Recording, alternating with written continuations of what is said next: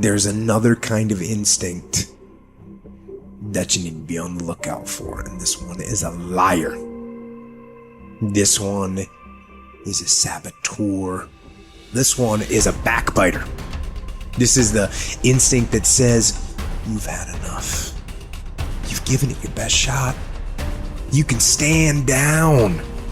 You can back off. You can rest now. Which sets up this problem for all of us. You're never gonna feel like it. It's your job to make yourself do the crap you don't want to do so you can be everything that you're supposed to be. And you're so damn busy waiting to feel like it. And you're never going to. And that's the problem. There are those of you, you're still immature. When your excitement is up, your effort is up. But when your excitement goes down, your effort goes down. For some of you, you're too seasonal. When you're excited, man, you coming to work the first week, the first month, the first 3 months when you got that job, you were excited, and so you was putting forth effort. You on blame. Now you got comfortable, and you're not excited no more. And guess what happened? Your effort has gone down. So do me a favor, get off of that feeling stuff. Get off your excitement. We're not dealing with feelings, because feelings go up and down. You don't have to be excited. You made a commitment to that job. Did nobody force you to take that job? You signed your name on the dotted line. And commitment said, I don't care how I feel. I don't care if I'm excited. I don't care if I'm pumped up. I don't care if I'm fired up. You made a commitment. Now it's time to put up. Lazy people do a little work and think they should be winning, but winners work as hard as possible and still worry if they're being lazy. So if you're a winner, you ain't comfortable. Every day I get up and give everything I got to everything I'm a part of simply because this is who I am. Like the only thing I need every day of my life is 86,400 seconds. That's it. Like I don't need some reward. Like the only thing I need is breath in my body, and I'm flat out going get it. A person with passion always stands out. The world is so full of average that once you have passion and a sense of energy in your life, it distinguishes you. When you're passionate about something, it isn't reasonable, but you do it anyway. Passion will take you where nothing else will ever take you. It'll give you that decided edge. It'll help you to stand out. When you want to become a diamond, your whole attitude change, your whole mindset, your thinking, your relationships, the decisions that you make, how you spend your time, your energy, all of it changes. See, this is something that you can't be in this business. This business has to be in you. You take advantage of this opportunity. You let everything else go. You eat different. You study different. You practice different. You don't belong at the bottom, and it's time for you to get your butt from down there. It's time for you to stop being comfortable at the bottom. Get your butt up and get to where you're supposed to be. You are a royal priesthood. Get where you belong. Do what you're supposed to do. Live like you're supposed to live.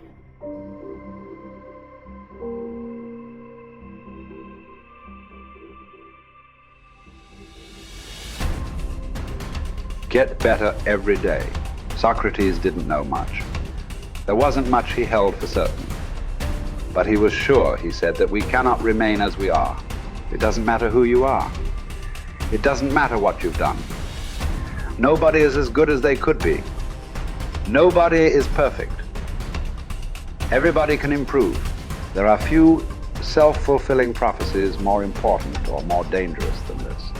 If you think you have room to grow, you do, and you will.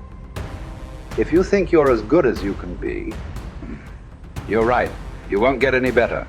It has been said that Tom Brady, the greatest quarterback in history, the youngest and the oldest to win a Super Bowl, isn't obsessed with winning. That's not what he focuses on.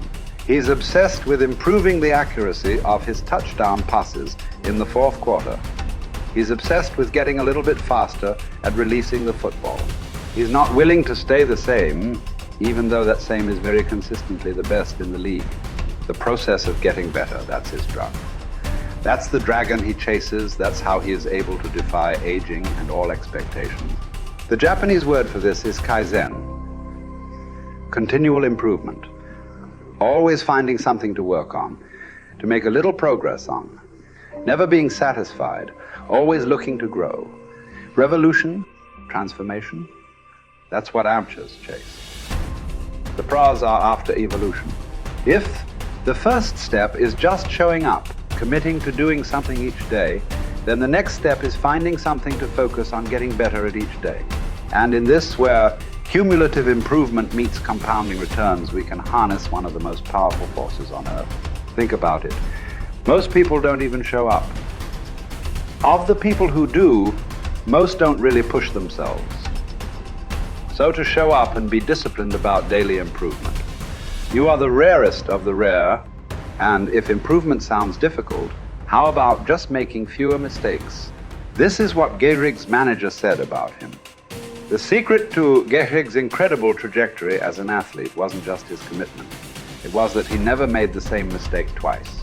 The guy who began his career blowing at least one play per inning improved to one mistake per game, to one per week, to one per month.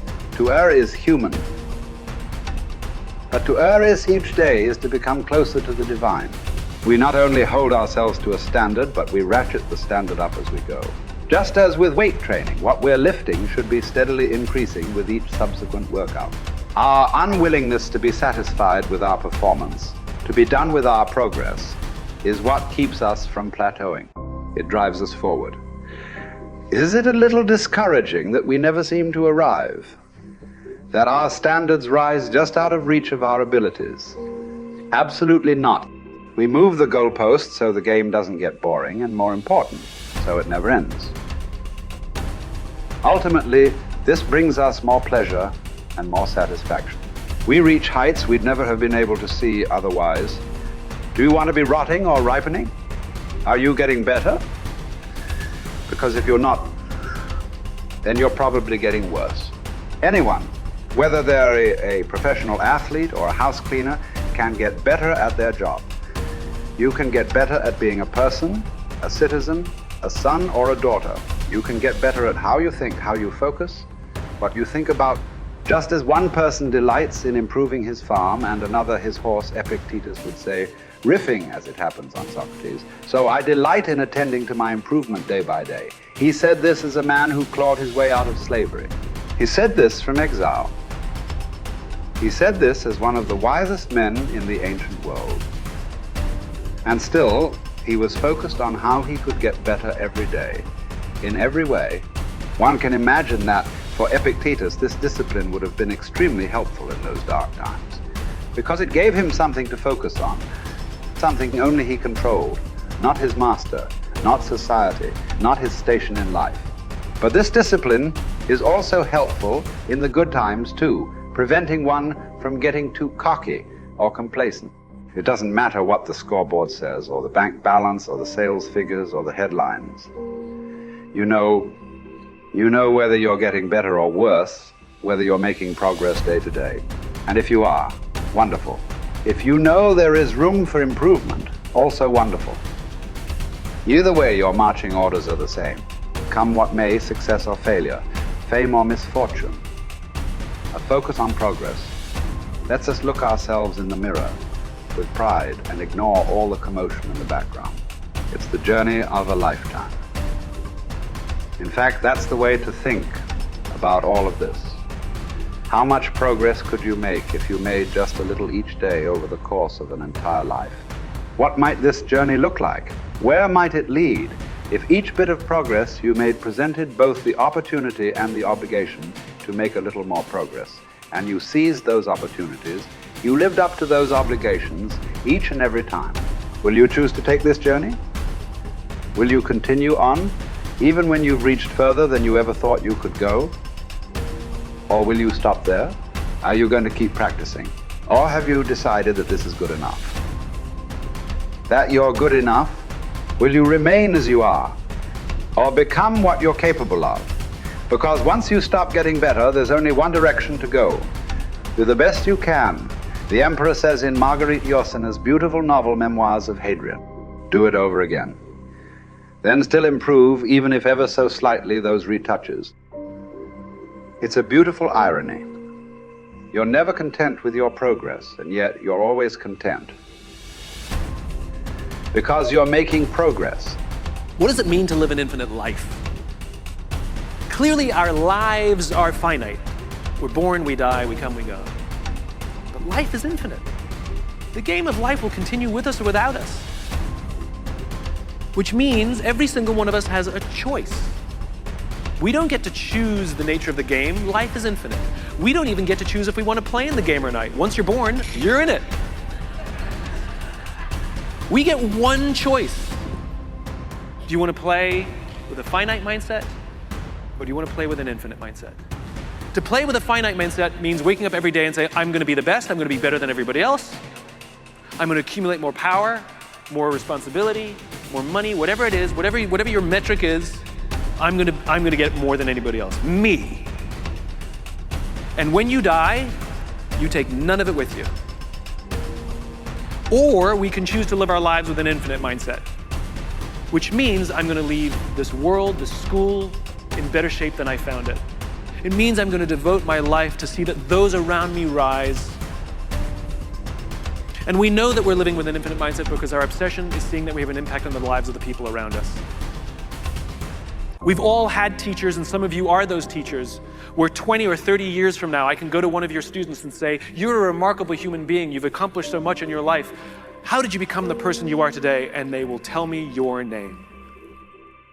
We all remember the teacher who believed in us. We all remember the teacher who had our backs. We all remember the teacher who saw something in us that nobody else saw. We've forgotten all the others, but we remember those couple. And that's what it means to live with an infinite mindset. It means we divert ourselves to that mindset for everyone in our lives. That other teachers will say that about us. Other principals will say that about us. Other students will say that about us. Our friends will say that about us. I am who I am today because of you, and I will commit to live the same life that you taught me how to live. And you will literally live on beyond your own lifestyle, your own lifetime. That when you're gone, others will carry your work for you. This is what it means to live an infinite life, and it is just a choice. Nobody changes until they change their energy. When you change your energy, you change your life. It's the way it is. When you stop using your enemy to reaffirm your addiction to hatred, when you stop using your best friend to reaffirm your addiction to suffering, when you stop using your Facebook to reaffirm your addiction to insecurity, when you stop that whole process and you start going inward and you're no longer relying on those outer things to create those emotions, and you start creating those inner emotional states, you start changing your energy. Now, whatever is no longer a vibrational match between you and that past, present reality is going to fall away. Right. They're just going to spiral out. You're no longer putting your attention on them. In other words, the stronger the emotion you feel with some problem in your life, the more you give it your attention. Where you place your attention is where you place your energy. You're giving your power away, your life force. Lower the volumes of that emotion, you take your attention off that person, you're calling energy back to you. And you're building your own electromagnetic field. We've seen the evidence of that in many events, because when people start overcoming themselves, the first day, not always, but the energy of the room will drop. Why? Because they're drawing from the field to build their own field. Now when they build their own field the next day and the fields start interfering with the people next to them, whoop, the energy in the room just keeps going up. So now there's no longer a vibrational match between you and your coworker. Be prepared, because that old known thing is going to fall away because you're no longer emotionally and energetically connected to it. So then when you get in that state, it's not a time to try to put it back together, because at the same time these things are unraveling and they're moving towards chaos, and chaos is just unpredictable order. It's novelty, the newness of an experience that you can't predict is chaos. If you apply the formula, and all potentials in the quantum field exist as electromagnetic potentials. They are possibilities. When they begin to synchronize coherently, your brain and heart, you got a strong Wi-Fi signal, because now you're putting out a very laser coherent signal. When there's a synchronization between your energy and that potential that exists in the future, but it really exists in the present moment, because that's where they exist in the quantum. Now